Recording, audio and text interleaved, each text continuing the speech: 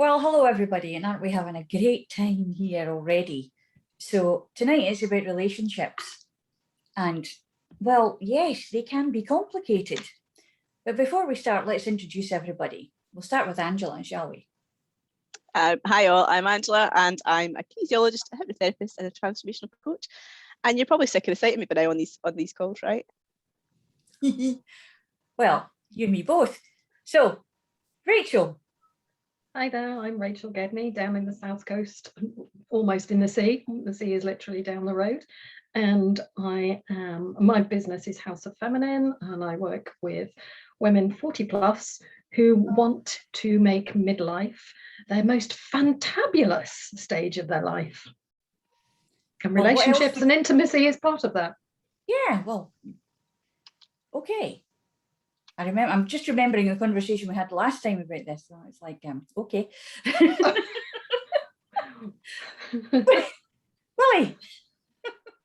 Good evening, ladies. I'm Willie. I'm the cop turned coach. After a long career in the police and corporate security, I'm now a transformational life coach.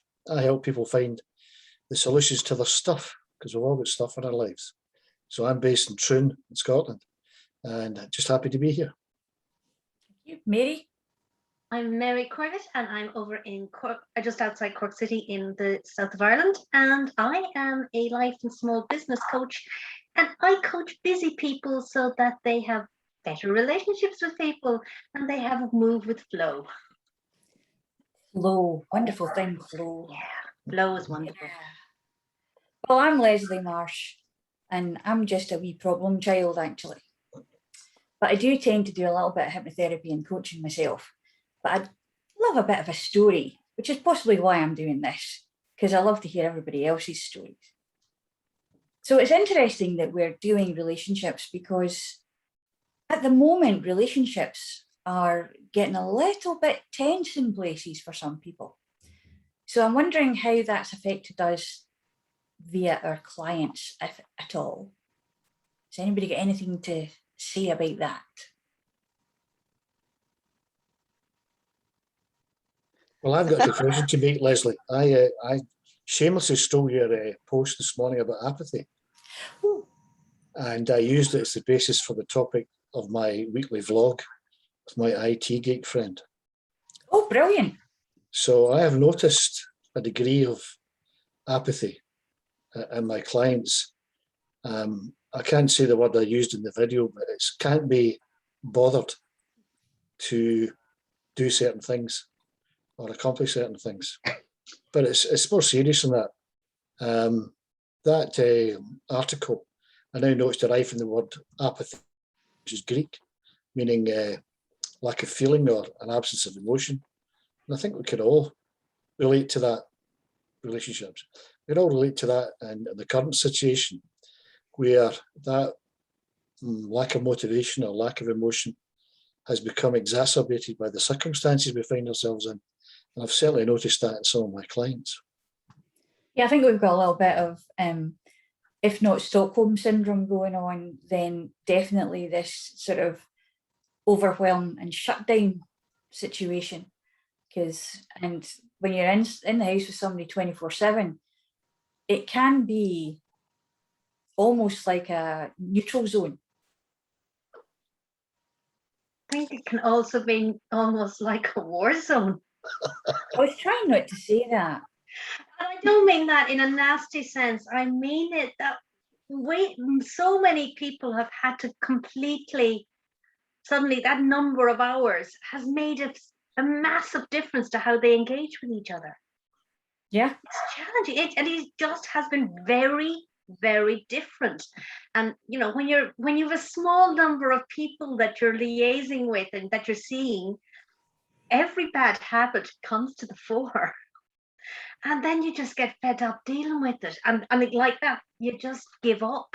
We've been, the lockdowns have gone on, I don't know, certainly in Ireland, for so long. And while we're coming out, I think they've exacerbated underlying niggles. We call them niggles. Those little things that you don't notice when you only see somebody in the evening time and at weekends. But you see them 24/7. They take on a whole new life. it's almost like we've got sort of carte blanche retiree syndrome. Mm. You know, like when one partner retires and suddenly they're under your feet all the time, and you're just waiting for the time that they actually realize they can go into the garden and do stuff there, or sit in the shed and just be away. And it's one of those things. I mean, I think that, you know, it's just me and my husband here, and has been since we got married. So we're quite used to that situation. But for a lot of people who have had, you know, the going out, commute, going to work, come back, commute, that kind of bookend of time to get used to transitioning into the way of becoming husband or wife or mother or whatever, that commute, I think, is possibly the only reason that we're not fully embracing this idea of working from home all the time, because we haven't got something to cushion the blow. Well, this is one of those situations that is a make or break in relationships. And I think the problem that a lot of people encounter is they're not really communicating with their partner or the person that they live with. And that, you know, the fact that people do go out to work, it means, you know, you've got space, so you're spending a limited amount of time together. And, you know, to spend a lot of time together, you might realize that actually you're with the wrong person. Or it could be the opposite. I see you smiling there, Angela, and I'm thinking to myself, what's it like living on your own? Well, what was actually going through my mind more than that aspect was actually my clients have been talking to me more about how they're coping with having their children 24/7. So obviously schools have now gone back, and they've been back for a little while in Scotland, which I think a lot of the parents are very relieved by. But I do have a couple of clients who were getting to that point that their kids were feeling the apathy. I don't want to go out. I don't want to go for a walk. I don't want to play board games with you because that's boring. I don't want to watch the same TV shows as you because that's boring. And it was that complete lack of wanting to engage that had the parents in a situation of, well, it's not really healthy for my kids to hold themselves up in their bedrooms with their Game Boy, or it's not Game Boy, these Nintendo Switches these days, isn't it? Showing my age. PlayStation. Well, it's a Nintendo Switch, I think, was this particular one. It's the little handheld game. Oh, and that yeah, thing. So, yeah. so it's that point of it's not healthy for them, because screen time is a big thing as well, isn't it? So to actually just get them to go for a walk, but also in a couple of my client situations as single parents, they can't go out for a walk unless they take the kids with them, because the kids are too young to leave at home. So then that's affecting their mental health, because they're not getting their standing outside going for a walk thing unless they stand on the doorstep for 10 minutes. So it's that feeling of, well, how do we bring everybody along with us for the party to go for a walk or to go out or whatever, when either they don't want to go out because they can't be bothered, they don't want to go out because of anxiety. And actually, with the comments that you guys have said, I've got other clients who are in situations where they're living with either flatmates or partners, and the flatmate relationship was good because they would just see each other in the evening, and now they're there all day. And where one flatmate is more cautious than the other, and because they're not in a relationship, it's slightly different dynamics. But you've got that situation where one flatmate doesn't want to leave the house and one flatmate does. But then how does that make each other feel when they're in the house together? Well, you went out and spent time with people, you might now pass this on to me. And all that anxiety and angst that goes with it. So yeah, on the flip side, I live on my own and I love it. I get to be antisocial. I get to not leave the house if I don't want to. I get to come on Zoom wearing pajama pants and nobody can see. And it's not a problem. And it is quite nice. And for me personally, as an extrovert, I am actually getting enough communication and connectivity from Zoom, from talking to friends and colleagues and like-minded therapists and coaches. But I understand that not everyone's in that situation. So the relationships part is also looking at the relationship with self. Mm-hmm. Because sometimes people don't like themselves. And if they're stuck in their house 24/7 with just themselves, that can also be problematic. Yeah, it's definitely there was something in as you know, or may not know, but I'm going to tell you again anyway. I have a tendency to read things on Pocket on my Firefox browser. Lots and lots of articles. Yeah, other browsers are available, but they don't have Pocket. And so basically, when I'm having my porridge in the morning, I peruse these articles. And one of them was from GQ. And interestingly enough, these men's magazines do have some interesting articles in them. And I'm a little bit confused as to why you wouldn't think they did. Well, they have these big muscly men on the outside, and you think you're looking at it going, is that all it's going to be? So anyway, they were talking about this idea of lockdown and the whole pandemic situation, bringing in this idea of existential angst, in that it was a case of so many people were actually starting to really examine, who am I? What's the point? Why am I here? If I can't do this and I can't do that, what's the point? And we know that there's been a lot of not just apathy, and that's one of the big major signs of apathy, is the what's the point attitude, in that it also can lead to suicides.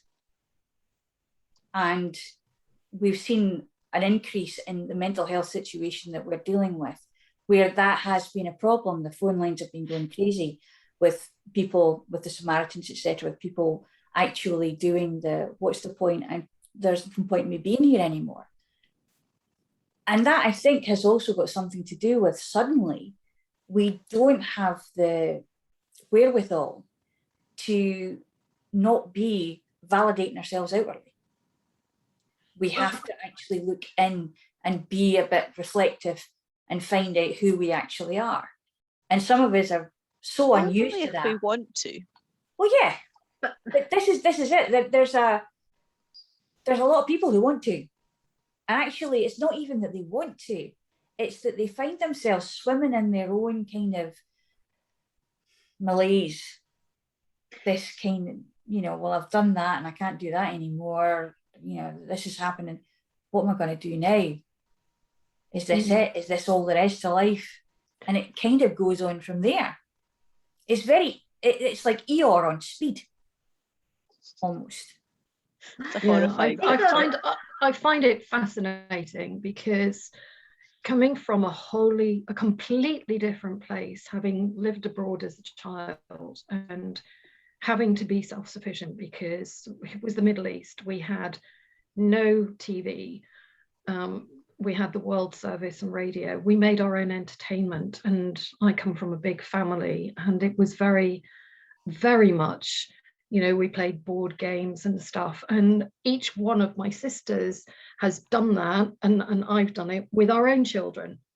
So we've raised them in the way, even though they've been here in this country, we've raised them in the way that we were raised abroad, and being able to be self-sufficient, being able to be happy in their own company and not have to be entertained all the time. And I think I'm seeing a big disconnect in society, and how society is very immature, actually, when you look at it from the broader perspective. And I don't mean this with any disrespect whatsoever, but it is very, very immature that people need to be entertained all the time and cannot entertain themselves.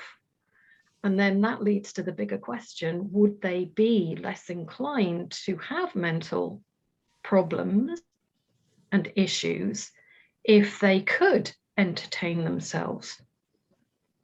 But I think it was also over that the suddenness with which the shift happened. So there are an awful lot of, like I coach a project managers, so a lot of them would do long hours with long commutes. And suddenly there was all this extra, they literally acquired extra time in their day. And they actually didn't know, but it was the suddenness of it. So you had this environmental uncertainty of well, what is this pandemic? What is this virus? How much risk am I at? Will I, and they're still driven, will I get my project in even though my team's dispersed? So that they're panicking about, I have to get the work done anyway. And particularly the IT guys, because they were being hounded for lots of things. But it was that sudden shift, and suddenly there was an opportunity to be introspective. So your children were probably quite fortunate in that they have had periods where they were allowed to be bored growing up. I certainly would have seen it with my two. You know, entertain yourself, you know, figure it out. If you're bored, figure it out. You know, there's a garden out there, go garden. You know, my daughter picked up upcycling projects, she converted a shed. Like, get on it. Oh yeah, it became her party central as soon as it opened up. We've got night lights, all sorts of wonderful stuff. But it was, I think we have the concept of having time to be introspective. That was one of the gifts of COVID, but it's also one of the risks. Because for some people, it made them question their purpose in life, maybe question their career, take on new courses. They did all sorts of interesting stuff. And it created lots of interesting opportunity. But for the people for whom, but I don't know how to do this, and suddenly they got scared. So you had the fear from the environment, plus their own internal fears, basically compounding. It's hardly surprising that the new pandemic will be a mental health one. And I think it's also interesting because there is a marked difference between those who have a job and go out to a job and entrepreneurs like myself, because we're used to Zoom, we're used to being on our own, we're used to all of this. So for most of us, it was like, oh, okay, this has been thrown at us. How does it change this? Oh, not that much really, actually. We've just got to be a little bit, careful with this or that. But it didn't really change anything. In fact, for my work, it was even better. And most entrepreneurs have said this, oddly enough, their business has boomed because everything is Zoom. Because there's so many people at home.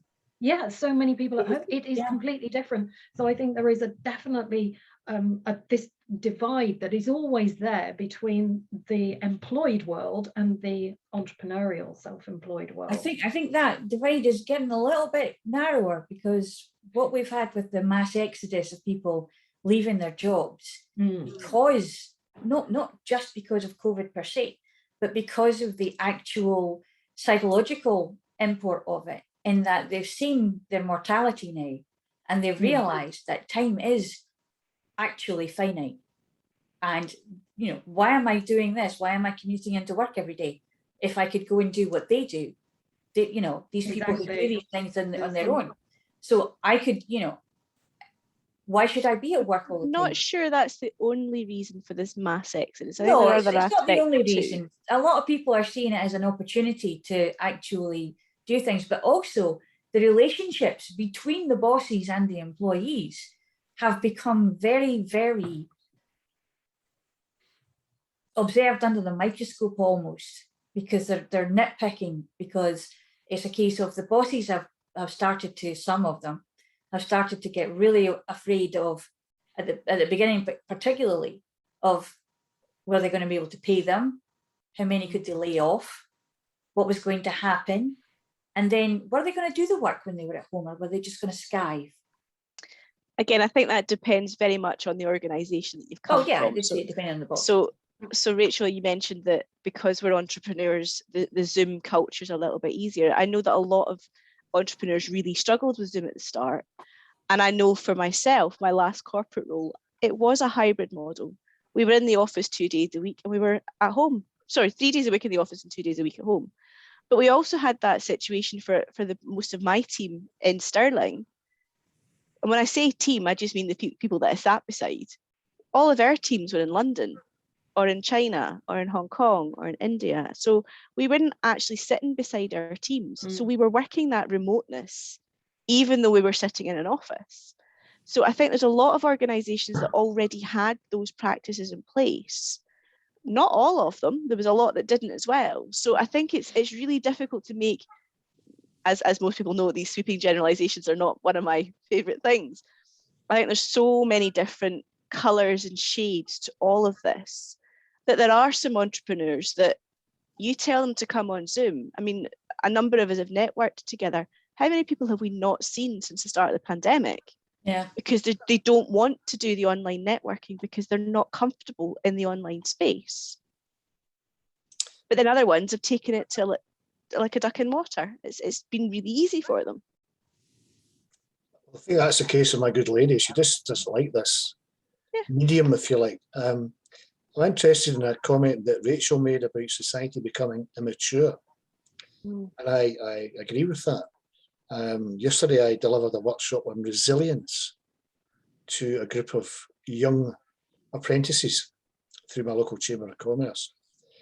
And I think society and individuals within it have less resilience than they did when I was a young man, which is a long time ago, to be fair, because they've been spoon-fed. Mm-hmm. They have been held by the hand. And this business that Rachel alluded to about, we've got to entertain them. When I was a boy, you kicked out the door in the morning, go and play football, don't come back till it's tea time. And we did that. It was great. You're left to your own devices and you developed that resilience unconsciously. I think young people now have not had that bonus. I'm not saying they're all lacking resilience, but I do detect a kind of general lack of that toughness, mental toughness, acuity, ability to think on their feet. The definition being able to cope with adversity and come out hopefully unscathed. So I found that interesting, but immaturity across the board, I think it's quite evident. And that not only applies to young people, I think it applies to a lot of more mature people showing immaturity because they don't know how to handle this. They don't know it's unprecedented, that word, that hackneyed word, and they have struggled. The phrase that certain people in the room will know about, we're all in the same boat. No, we're not in the same boat. We're all in different boats, steering furiously, hopefully, to a calmer harbour. And those of us who stand up are the lighthouse to get to that calm harbour. But there are still some furiously paddling or steering all over the place and not getting to where they want to be. Or So spend all the time bailing out. Yeah. Or trying to go into reverse. I'm really curious though. One of the things that the pandemic has now shown us, and I agree with you, Willie and Rachel, about in this terms of this resilience, this ability to cope, this immaturity. When will the dialogue or the discussions take place that say, hang on a second, what are the skills we need now to be given to people so that having had to deal with one pandemic, with no guarantees that we won't have another one, no guarantees that there won't be economic crisis or whatever following it, what are the skills we now need to take stock and say, right, we need to make sure we're building this? Because I'm certainly not hearing it in Ireland, this need to have a different dialogue of the type of society and the skill sets we actually want the next generation to have. Because we've had a huge opportunity to learn about where our knowledge gaps are, where our skills gaps are for individuals' ability to cope with the world. So while we as therapists can deal with one client or another client, I think it needs to happen at a bigger level of a broader range of people having that conversation. Yeah, I think it does. I think it does. It's one of those things that I see a lot on LinkedIn, different posts, etc. People saying that they're doing a lot of mindfulness in schools and getting that onto the curriculum. And I saw something, another meme on a meme. I was paying attention to a meme. Yay. Angela.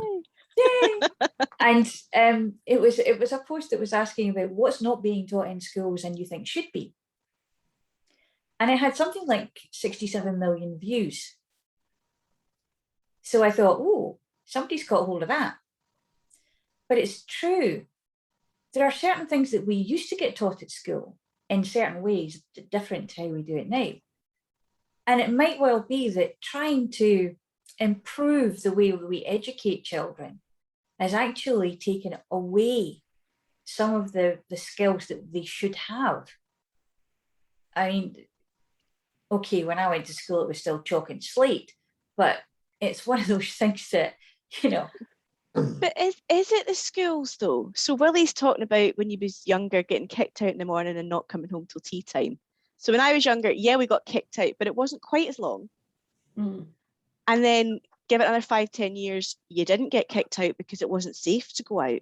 Yeah, but it So wasn't safe is it in my actually, day. it might not have been, but the parents didn't stop you from going out. Whereas Oh, I think correct. a couple of years below me, the parents have started saying, no, I'm not letting the children out. If they want to play, they can play in the garden where it's safe and they're not going any further. So is it a schools problem? Is it a society problem? Or is it a parents problem? And it's probably a bit of all.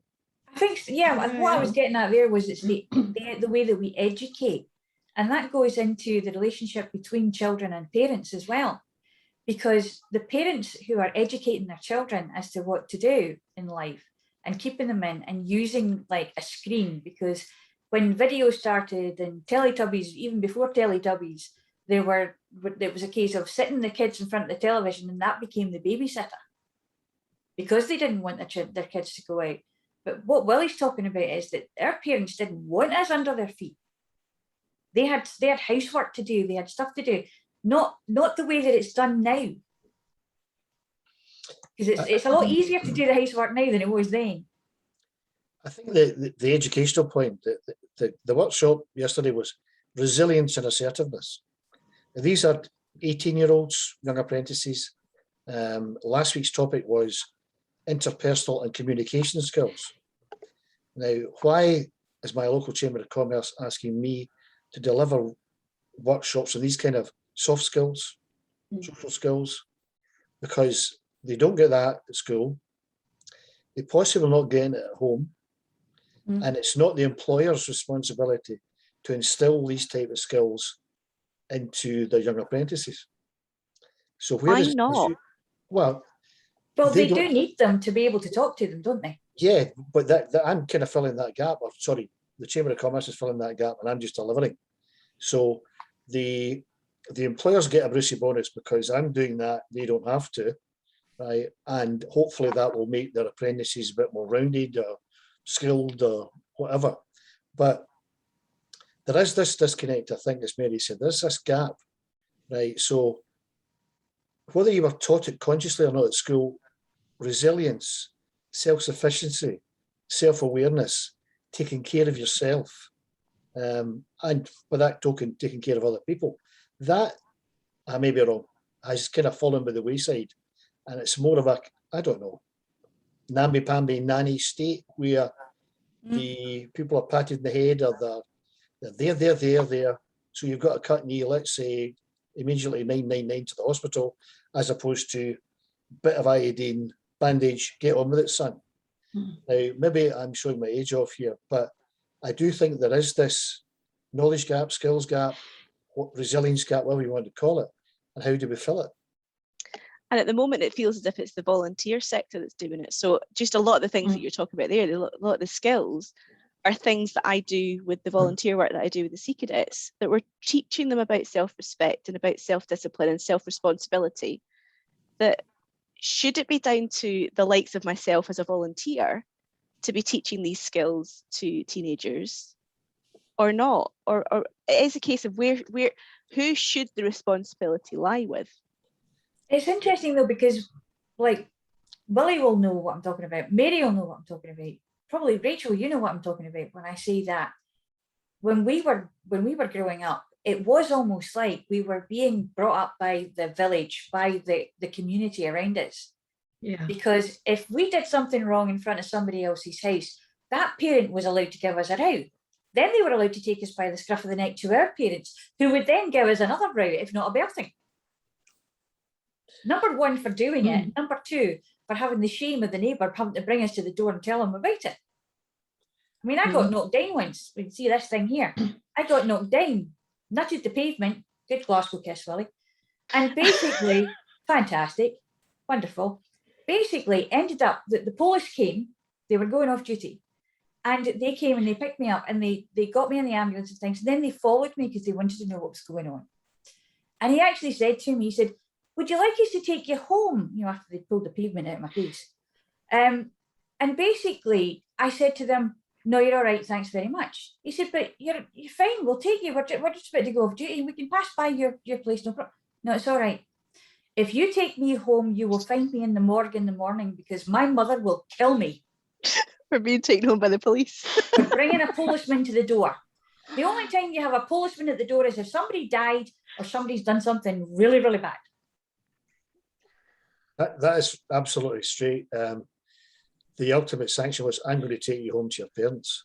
Oh, I'll never do it again, mister. Right. And so that was the first time. The second time you did take them home to your parents, safe in the knowledge that they would get a big clout down there and a terrible dressing down. Then I noticed a shift when, oh, my boy wouldn't do that. I saw him doing it. Oh, no, he wouldn't do that. I went, okay, fair enough. So that sanction or that imposition was no longer effective. And I think it all ties up with what you're saying, Angela, that we're not letting the kids go out because it's not safe. And if the post bring them back, that means that the police have done something wrong, not my wee boy.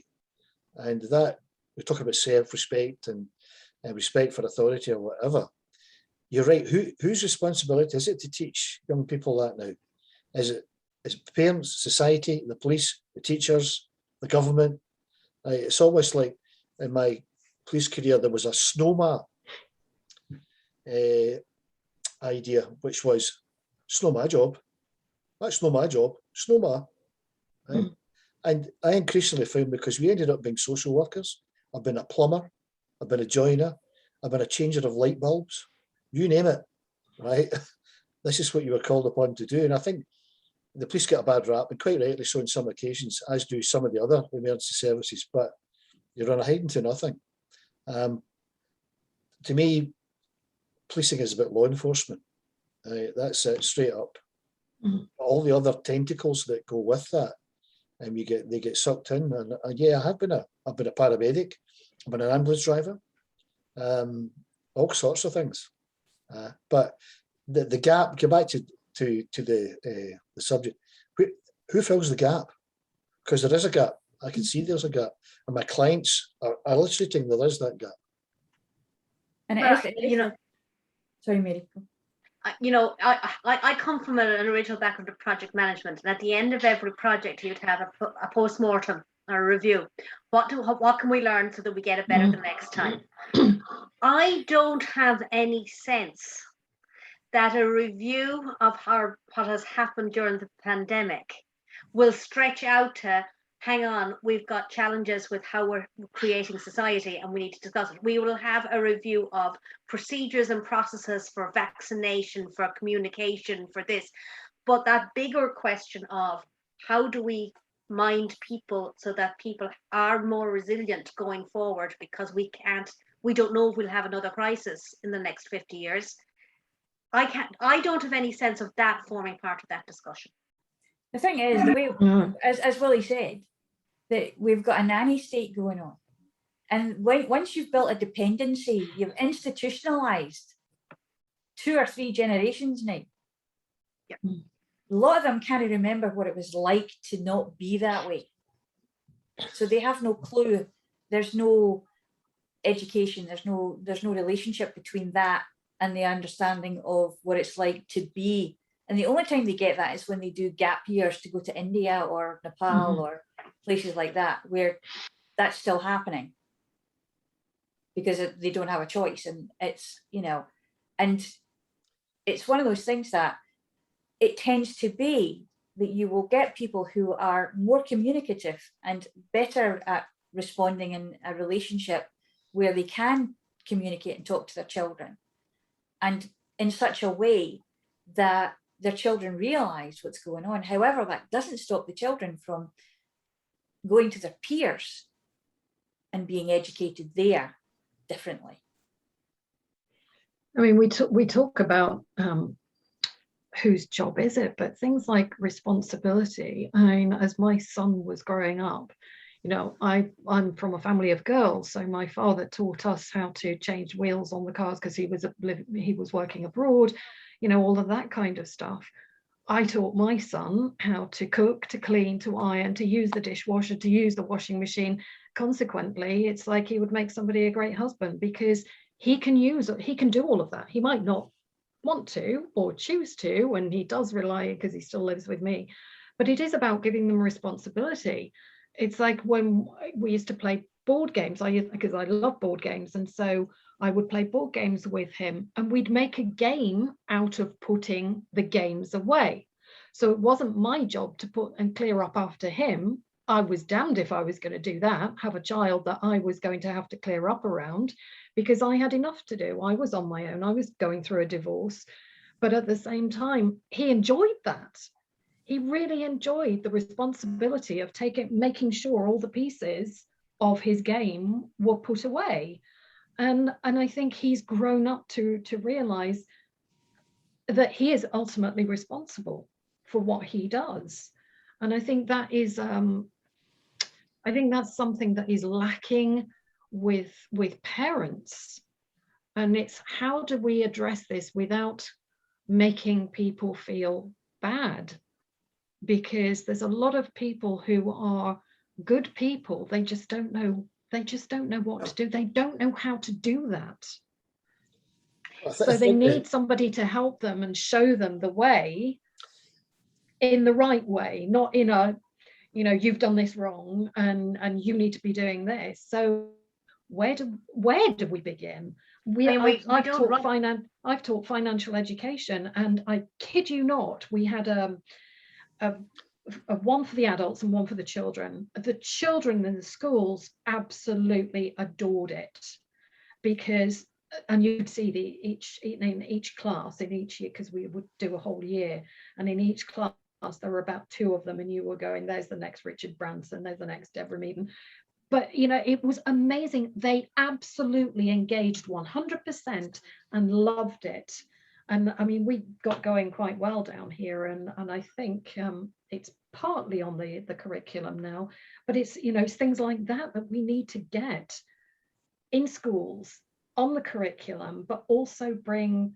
I was on the PTA, and it's trying to get the teacher, the parents involved as well, to not feel threatened.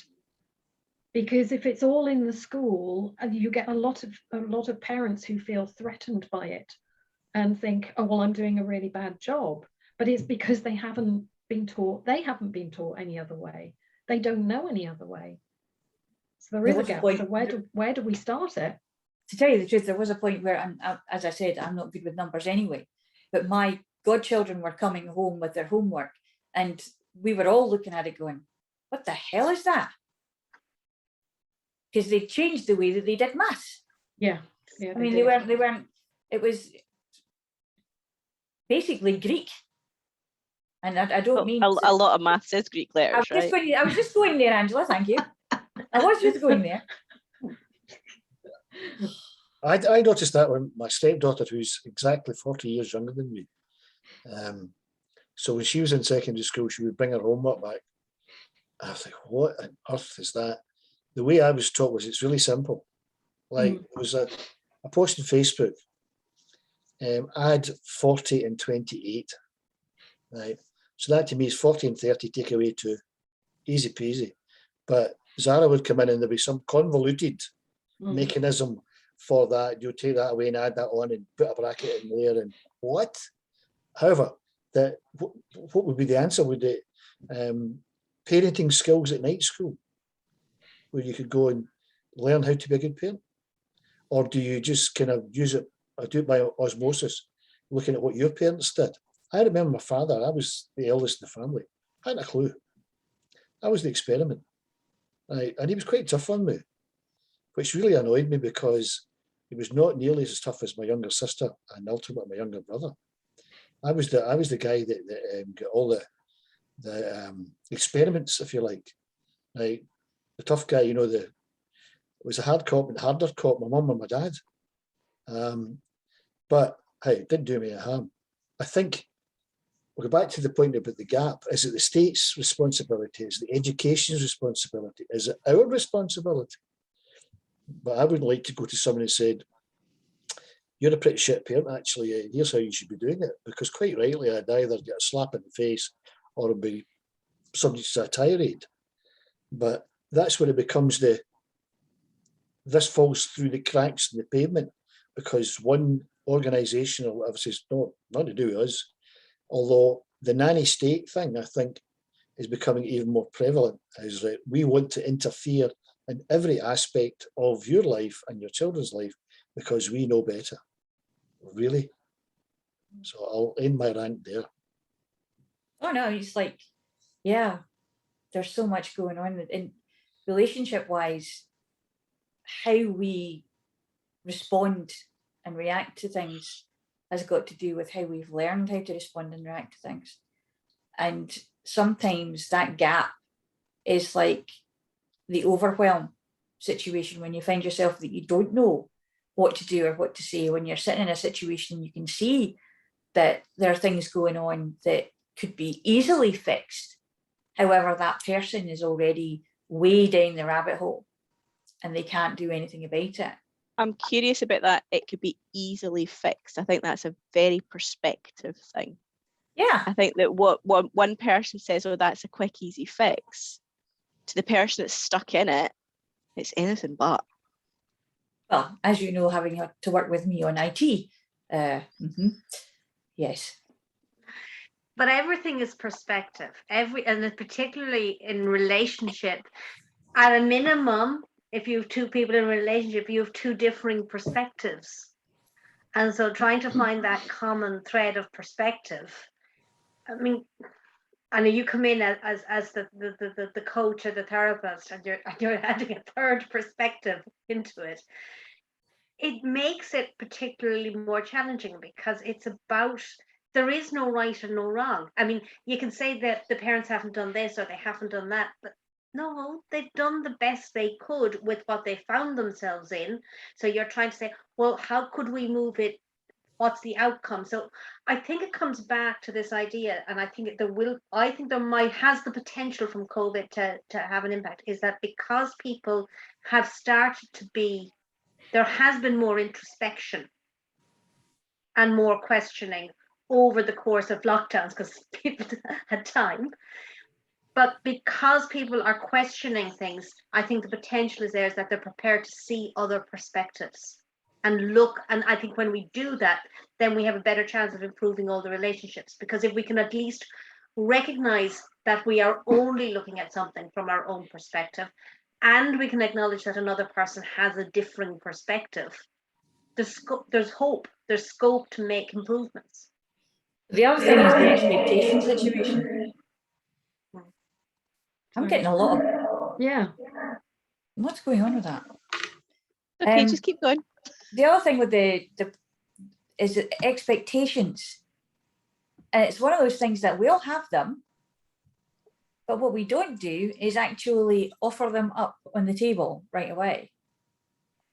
But is that about a lack of communication? Because if you're communicating well, you should be including what your expectations are from the other person, from a conversation, from whatever's happening. Well, you should do, but there are so many people who get married who don't do that. And I can guarantee you they're in a relationship. But they don't. Part of it is that there's this idea that because you're in a relationship with someone, you should be able to mind meld. Yeah. It's clearly why it's never worked for me, right? It doesn't work that way. I think Rachel had 5 love very- languages, I'd say. The 5 love languages are one of the best books there is on that, finding somebody's. But then it's about knowing yourself first, isn't it? With relationships. Realistically, you've got to know who you are and be comfortable with who you are, because one of the things that obviously with my line of work with relationships and intimacy, it's very much a case of, you know, knowing what you want, what you desire, not what you need, because that's a whole different ball game, but what you want in life and the values, what your values are. And then it's looking at yourself first, because one of the things that we do, or society does in relationships, is constantly looking at the other person. You know, what do I want in somebody else? It's like, well, who are you and what have you got to offer? And what are you bringing to this relationship? So it really all starts with self. Yeah, you can know yourself and you can be absolutely honest and upfront about it. And even you can stand there and say, this is what I will not do. When I say I will not do it, that's it. It will not be done by me. That is, I'm being honest with you. But still, you get there, you get married, and then suddenly somewhere along the line, why aren't you doing that? I expected you to do that. Why? Because you did it before just to keep them happy or whatever. Oh, never, Willie, never. Why does that not surprise me? Or it was a preconceived notion from a previous relationships, perhaps. Yes. Yeah. Possibly. There's a gap between the I'm being perfectly honest with you. Why didn't you not believe me? Mm. Oh yeah, that happens too. That happens too. A friend of mine, he's funny. He always maintained he didn't want children, and yet he attracts women who say they don't want any children, and then they turn around and say they do. And he said, I told you I don't. What's the point? You know, there's no point in this. And everybody tells you that, well, you know, you'll change your mind. No, it's like, oh, yeah, you know, it's a case of when somebody tells you who they are and what they want, believe them. Oh, believe Rachel, them. I've had that conversation a few times with doctors, with other people and other women. Mm. When I said, children, not a chance. Give me a puppy, give me a kitten. You can take your child and walk it down the road, don't want to know. That's all down to communication skills, as Rachel mentioned earlier, right? And listening skills. You're not listening to me. I've just said, I don't want kids or whatever, right? Listening being a huge part of communication. And a lot of people hear but don't listen. And I think that can impact very negatively in relationships. It's where I'm slightly deaf, which is a bonus because my wife will say something to me and I'll say, pardon? And I may or may not have heard it, right? But it gives me a chance for a microsecond to think up my response. But that's me. That's why he does it. That's why he does it. Like, never say anything to a man that's very important when he's doing something else. Absolutely. Always schedule a time, but this is what we do in conscious relationships. It's very, you know, scheduling a time and saying, look, this is what I would like to talk about. When are you free? When can we sit down and talk about this? So that you can, that's true communication. Because if you're just like ships passing in the night and one of them says one thing, I don't want to do this, I'm not doing this, and the other goes, oh, okay, forgets it, because they're not listening. You've got to sit down together, shut everything off, shut the world out, no phones, nothing, and have that conversation, whatever it may be. And yeah, it may be a very difficult conversation to have, but at the end of the day, you're going to come out of it either better for it, in whether you're together at the end of it or you've decided to go your separate ways. You will be the better for it, and you'll be able to take that into another relationship or continue that within your own relationship. Because that is the thing about communication. We think we're communicating just by saying, oh, can you just do that? Or I'm going to be, or can you pick this up when you come home from work, or something like that? And it goes in one ear and out of the other.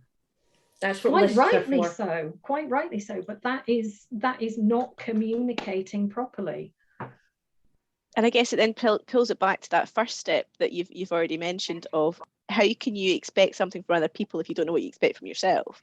So are we communicating with ourselves? Exactly. Are we asking ourselves, what do I want? What do I believe? What do I need? What do I desire? All those questions. Yeah. What am I values? Are we listening? Are we listening to the responses we're giving ourselves? Yeah. Because if we're not listening to ourselves, how can we expect someone else to listen to us? And that's the interesting thing about the relationship with self, is because we do listen to parts of ourselves. The part that tells us that we're not worthy, that we're, you know, the old imposter syndrome thing, do icky thing. But it's one of those things that we don't have a conversation with ourselves as to really thinking about why did I do that? Why did I say that? How did that happen? Because most of the time, a lot of us will actually turn around and say, well, what did you expect? You always do it wrong. Which is where we come in. Right. See, no, I do ask the question of why did I do that? Yeah. So like, But do you listen to the answer? How did that happen? Sometimes.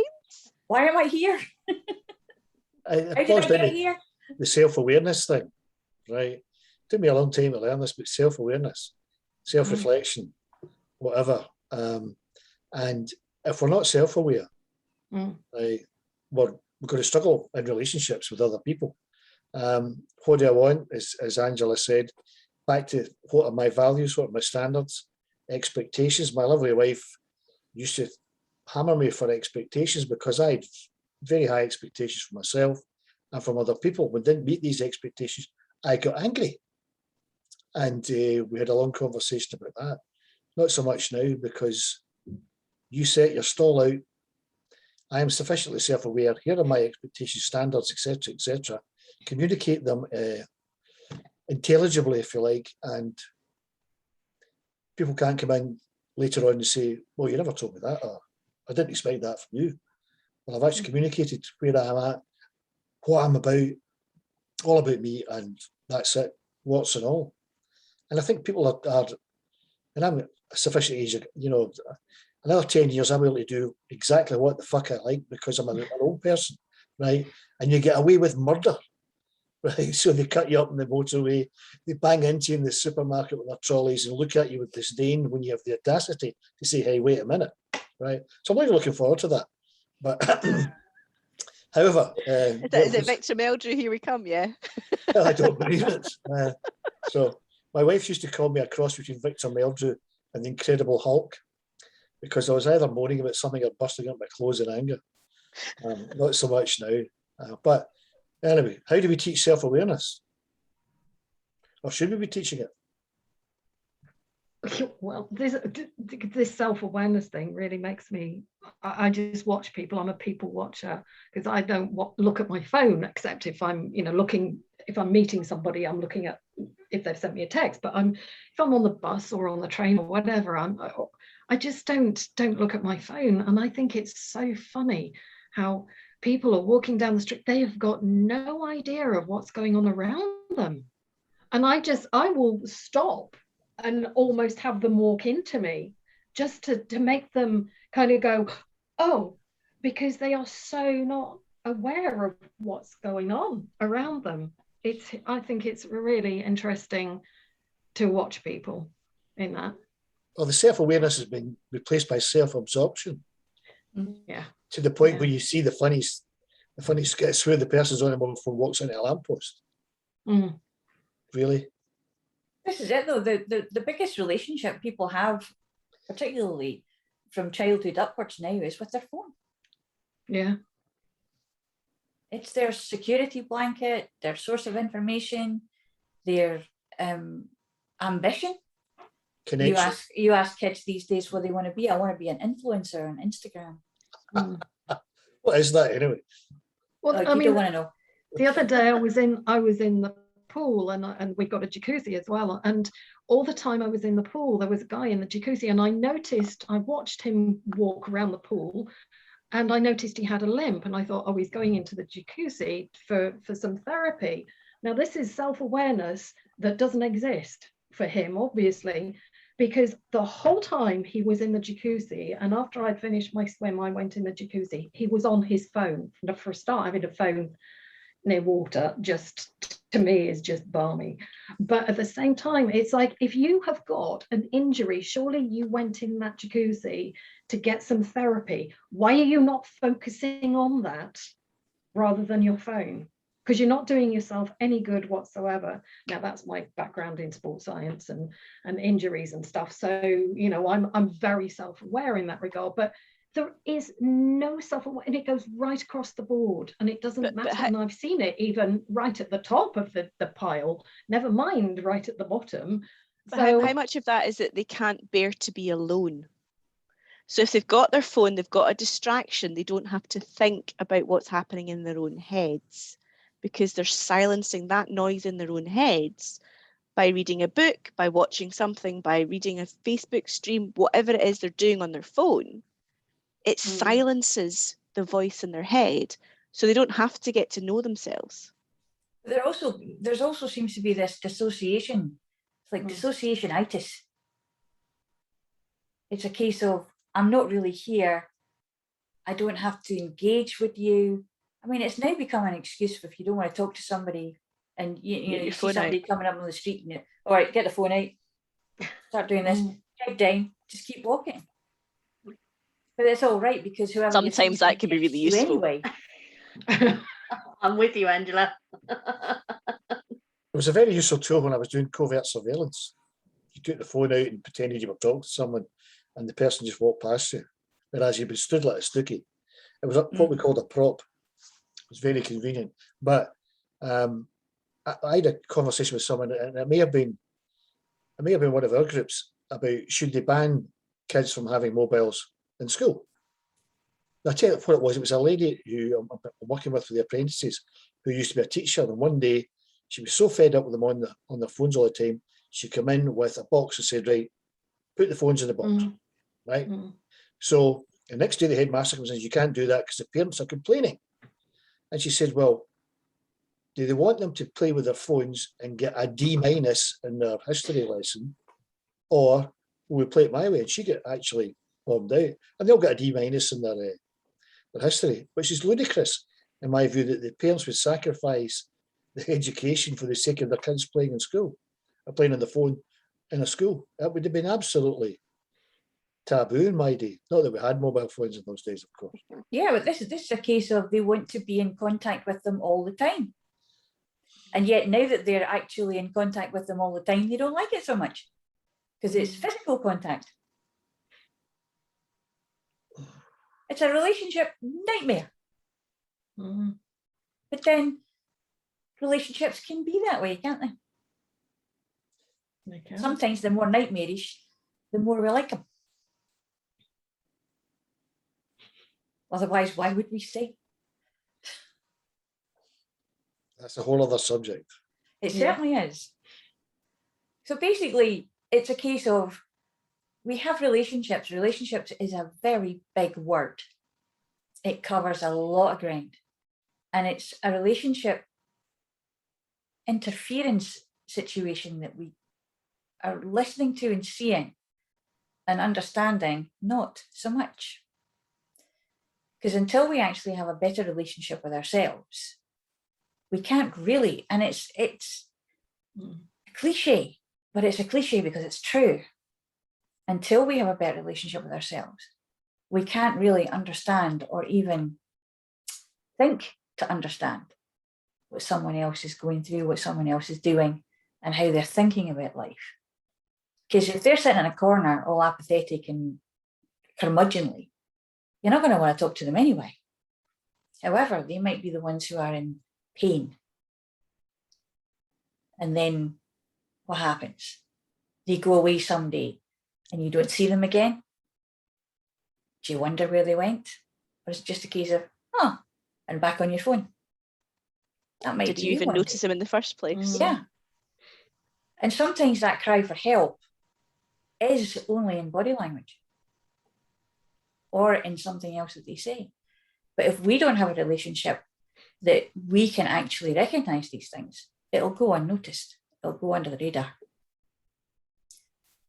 So when we're thinking about being on our phones or not on our phones, because we have to have them, because we work on them, play on them, have relationships on them, because, you know, there are so many ways that you can swipe left and right and up and down and goodness knows where.